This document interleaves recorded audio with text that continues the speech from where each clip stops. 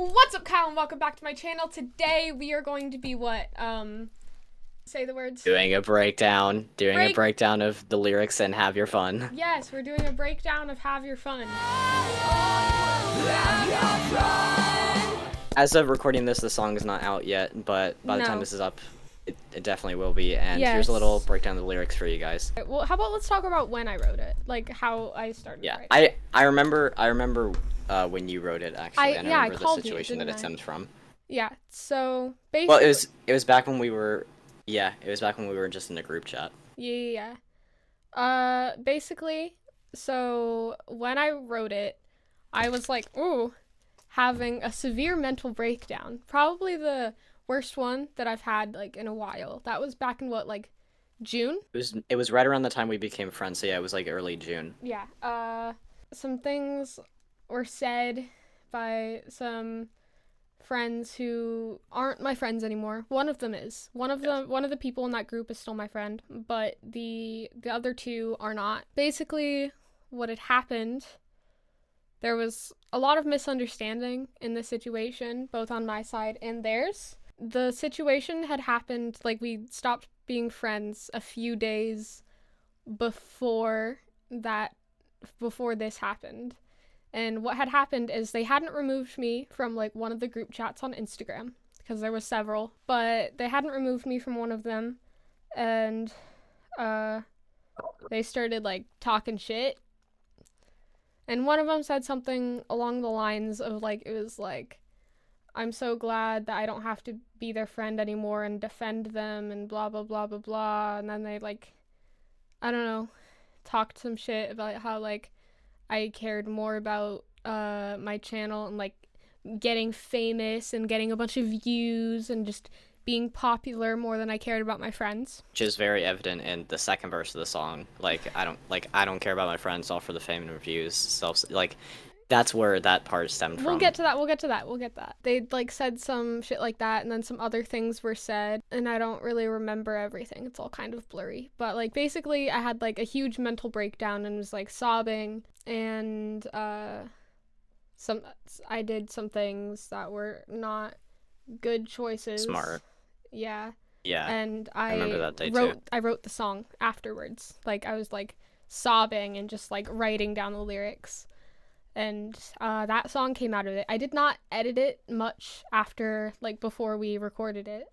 Hasn't been edited. Like, I think a little bit was added onto the first verse. Yeah, and then I think we changed the melody of the bridge too, and added, like, the screams, obviously. This song, in my opinion, and you guys will hear this later with the coming singles and off the album, but this song was, like, kind of the transition into more of, like, Pierce the Veil style music, like the emo music. pop punk, but still with the heavier elements. The next single after this, you guys will hear a lot more of that, so be prepared for that. I'm so excited for it. Yeah, me too. That one's gonna go crazy. But yeah, I think I remember.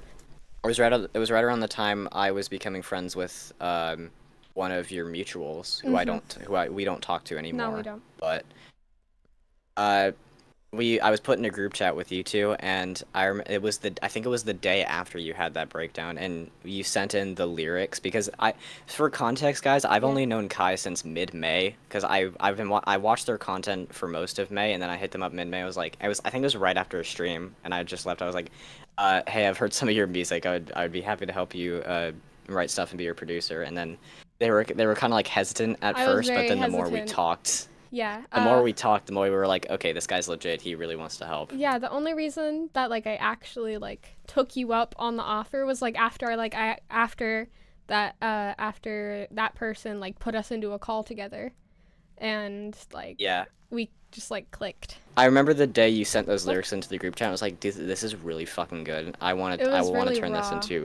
turn this into a big fuck you song, and that's what we did. Yeah. Have Your Fun, actually, was the first song I ever wrote instrumentally for Kai. So the way that me and Kai write songs is they have, like, all their melodies and their lyrics written already, so they'll send in, like, a little voice note of how they sing it, like the key, the melody, and all that.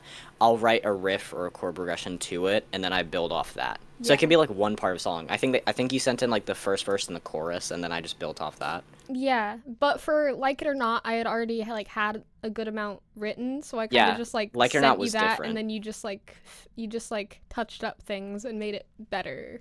The first thing I wrote for Have Your Fun was actually the chorus chord progression, which I came up with after like 2 minutes of playing around because I knew the key of a song because you know me, I have like Yeah. relative pitch.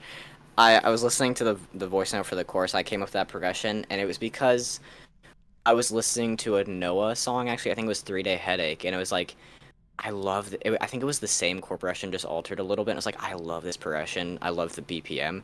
So I changed it. I just edited it to fit.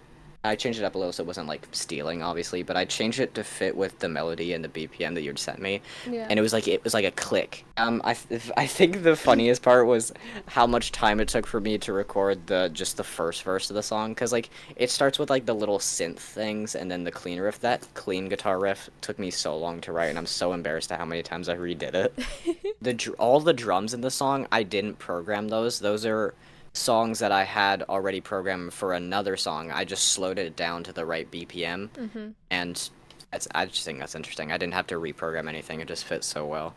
Let's start like just like breaking down the Breaking down the verses. lyrics. Yeah, yeah, yeah. So I'll read off. you Yeah, you do you want I to have read off I the have it first open on my verse? notes I app. also have it opened on my notes app. I'll read it off, and Okay. you can break down, and All right. I'll give my input. Go ahead. It's like the first verse starts with, "You think you hit a bullseye with your words, a straight head shot, but you don't know what I've gone through or all the wars I've fought." Yeah. I don't know. It's like really like actually kind of difficult for me to like know what was going through my mind when I write my lyrics because most of my lyrics come when I'm having a severe mental breakdown. And it's very common, especially with people with ADHD, autism, just neurodivergence in general. After we're upset, sometimes our minds will just be wiped and we won't remember a single thing about what happened. Yeah, I won't remember anything I said or did or what was going through my mind. So it's going to be it's hard to like break these down, but I'm going to try to do my best. Well, I think that lyric is also like pretty clear. It's like saying you think you hurt me, but I've been through a lot of shit and your words aren't going to do anything. When it comes to Kai, their lyrics, what they write, it's like very clear and very evident what Yeah. it means, but it's written in such like a cool way. Like it's very metaphorical, but it's just on the tip of like, I know what this means, but holy shit, you said it in such a cool way. Oh. Next lyric. So before you judge my journey, take a step inside my shoes, feel the weight of all my burdens, understand the paths I choose.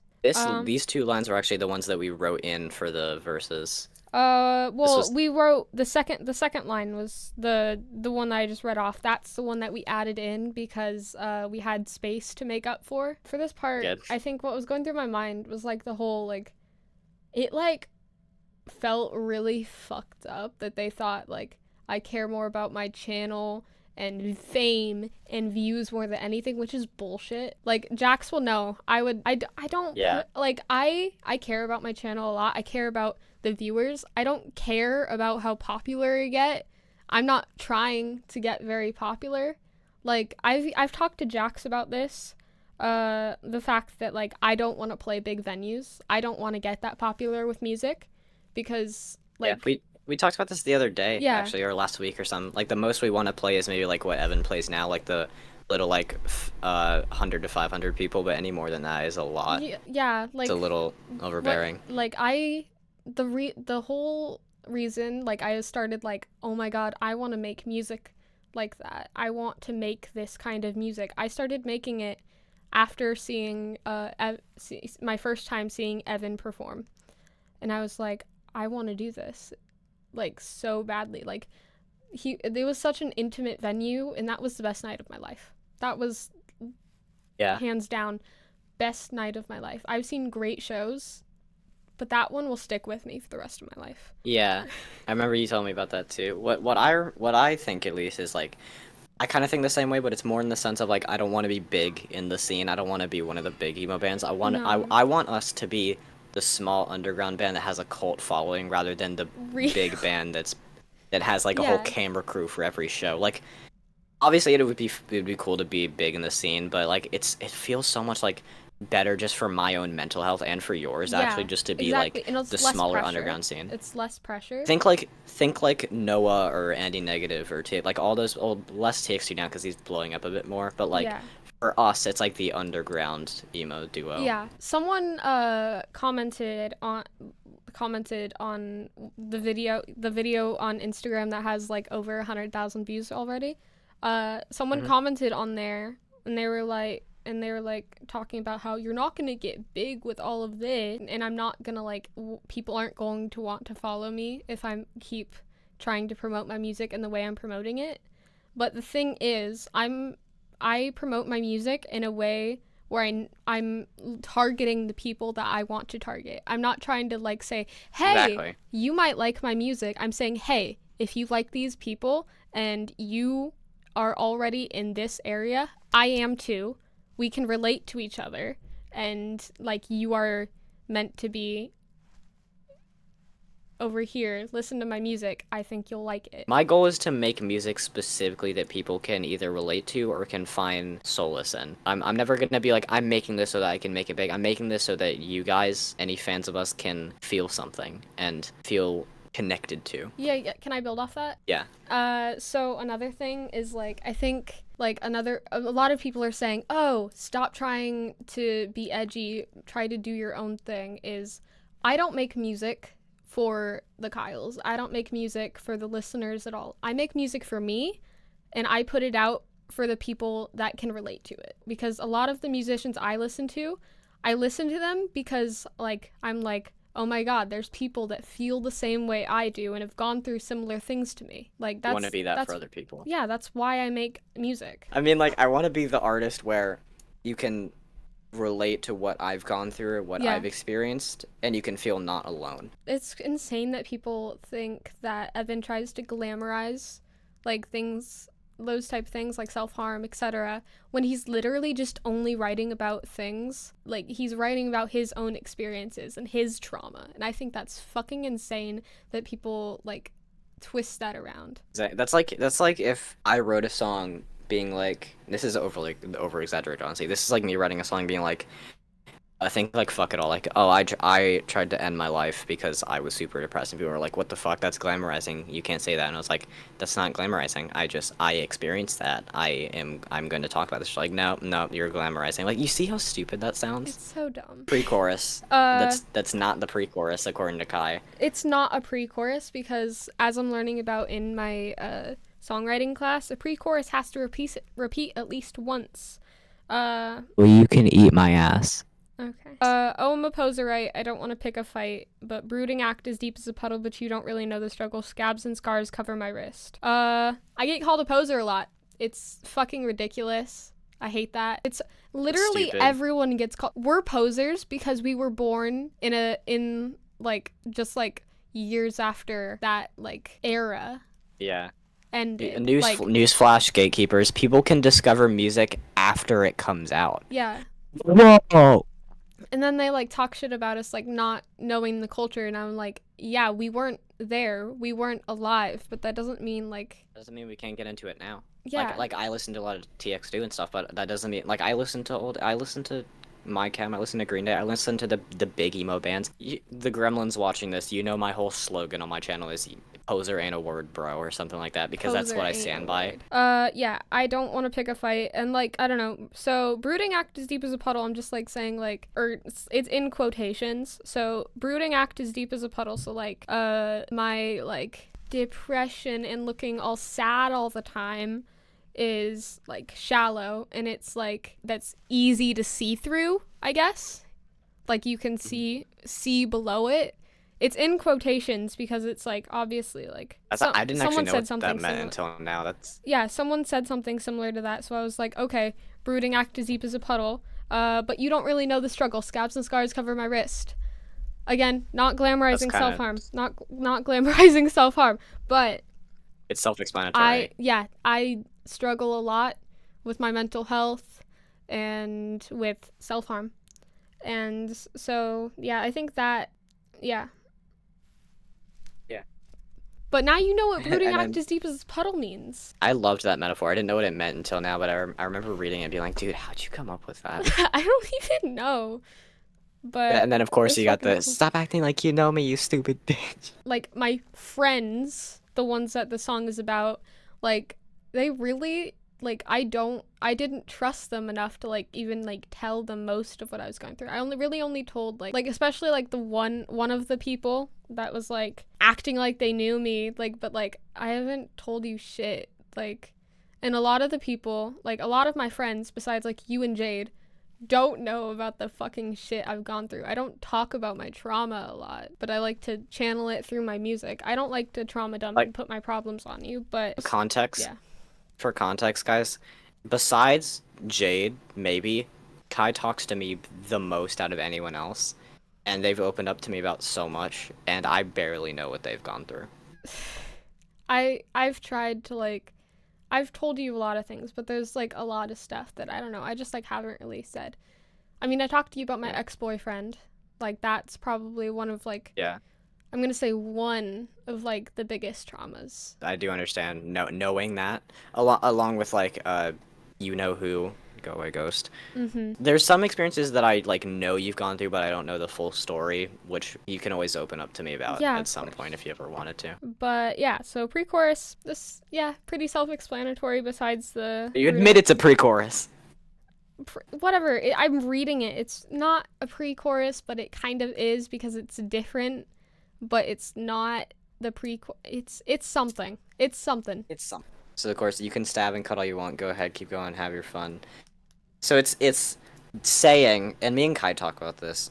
They can in the next line, like, you don't even break the skin, all your words feel paper thin. It's like all their friends in that group chat that were saying all that rude shit were just trying to get to her. I think my theory is that they knew you were still in the chat and they were just saying it because they wanted you to see. I don't know. But it's to the point where it's just words. It's just text on a screen. You know, if they tried to say that to your face, they would get bitch slapped. But no, I'd probably just cry and run away. well, I'd fly out there and I'd murder them for you. Oh, that's so sweet. But it's basically saying that they can say all the stuff they want. They can have their fun with whatever they say. They don't even break the skin. They don't break the skin, Yeah. man. It doesn't hurt. It hurts for what, a few hours, but you gave us this sick song out of it. So Like, suck it. I mean, we'll get to why it hurt in a second after we get to the end of the chorus. All your words feel paper thin and your venom fails to pierce my core. I giggle and laugh at your words.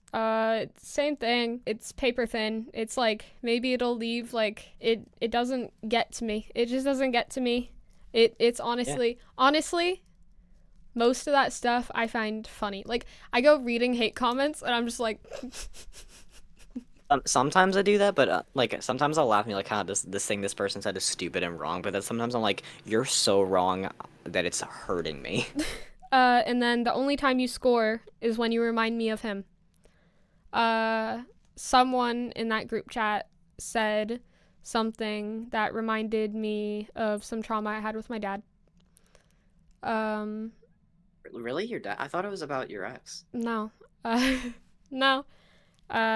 So yeah, someone said something and like that's probably the reason like I had the mental breakdown was because they said something that triggered me severely and caused me to completely spiral. So shout out to that person. A little message to that person if they ever see this clip. You may have said some fucked up shit. You may have been kind of a dick to my best friend, but just know all the stuff you said just gave us this sick song that is going to be part of our blow up. So you can suck my dick. We kind of talked about this a little bit, but like the I don't care about my friends, all for the fame and views. Oh, we changed the lyrics actually. Okay, this is funny. In the notes app it says I'm the queen bee attention seeking, but in the track it's self-centered attention seeking. I think that's funny. There we go. Fixed. I didn't realize we changed the lyrics. Me neither. But yeah. Someone they just like were all talking about like because I didn't answer, like because they were calling me while I was streaming, and it wasn't like something that they needed me immediately for. Like it wasn't anything like important. No one was dying. Like they could wait. But then they like started saying a bunch of shit and like how you only care about getting followers and getting famous, and I was like, what the fuck are you on? I'm just busy. I'm in the middle of something. I was there for that stream too. Just wait. It was the same stream you modded me, actually. And who do I think I am? I'm just a man self-damned. Well, someone said something like, "Who the fuck do you think you are?" Like, blah blah blah Which, blah blah. first off, people who say that are just like, who do you think you are? It's like the same people who say like, do you know who I am? Like, shut up. Yeah. So they were like, "Who the fuck do you think you are?"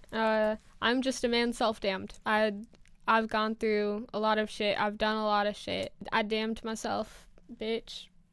I don't A care. mere punching bag to blame and be beat for all your problems. Yeah, they went a little too far, and they even admitted later that they said some shit that they like went a little too far for. And I don't know, punching bag reference. I was gonna say that. I mean, we are covering that song. And like that's one of the songs that like I don't know, like inspired Was this the one, I guess. inspiration? It was more like Yeah, when you Swing sent at in Me mixed with like punching bag. pick up the phone and punching. Yeah, when you sent in the lyrics, you were like, Jax, I have this song that's like a mix of Swing at Me, punching bag, and pick up the phone. I was like, okay, let me read it. It was this. It was this. It's funny because we are actually covering Swing at Me and punching bag at some point. Because they're like You guys my just favorite heard song. that? It Yeah. will happen. And Swing It at Me will is happen. really fun You to gotta do. wait though. It's gonna be a long time. Yeah. I will say this though. There will be an EP of covers. There will be. You guys After the just heard album. that first. After that. After yes, the album will come out, and then we'll do the cover EP, and then hopefully another EP afterwards with more songs. Well, causing mine won't solve them, so have your fun. That scream line, by the way, was added last minute. All the screams in the last chorus were added very last minute because we already had plans to do like more heavier songs on the album Kai was just getting into heavier music like Get Scared and Pierceville, and they were like, and like Bring Me the Horizon. So you stuff. You Bring Me the Horizon too. You're welcome for both of those. And I was already making some pretty heavy instrumentals for the album, which you guys will definitely love. And they were just like, do you want to add some screams on this song? And I was like, okay. And I did it. And it sounded sick. When we recorded the last chorus, I was like, this sounds like empty. It needs something. And I was like, oh, you know how in Parasite they have like the they do like the overlays? And yeah, Parasite set it off, and they do the same thing in Punching Bag too. The last chorus where they do like, that add for a lot of like, their songs, like to make layers. the last chorus like different and like more have epic more. and yeah. And so I was like, could we try that? And so I was like, you can stop and call all you want. Go ahead, keep going, have your fun. Funny story. I was just getting off of I think I was just getting off stream with Jade. I think it was a door stream actually. Yeah, I just got off stream with Jade, and I went to listen to that because they were like, "Hey, I just recorded the last chorus for Have Your Fun." And I was like, "Okay, let me listen." I listened to it, and when I tell you, my ears came. I knew you were gonna say that. That was the first time I'd ever heard, because I know Kai's like an incredible singer. You guys have seen like in the acapella videos, especially the like Stonum one, but.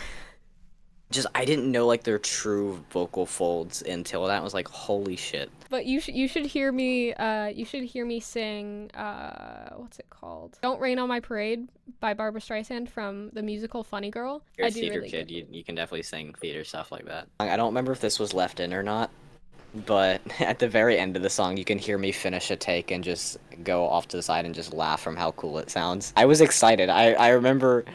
There's one take of me which I didn't keep in there, but it's like I laugh, but I laugh more maniacally, and then that one was just like a chuckle out of like, yeah, we're so cool. And it fit so well.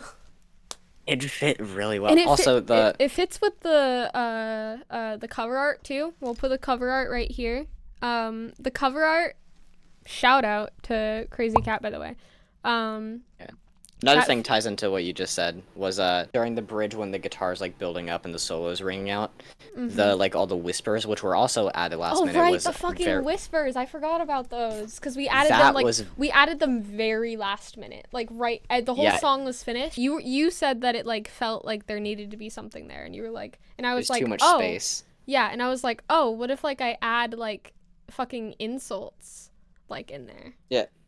I think all that stuff is stuff that has been said to you at some point. Yeah, I called myself slurs and all the bullshit. I remember listening to the vocals isolated and getting to that part and just hearing and just dying laughing. That was very inspired by the cover art too.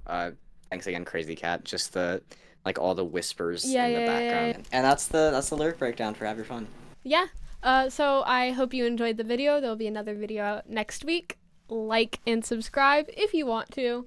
And I will see you guys in the next video. Bye. I did things.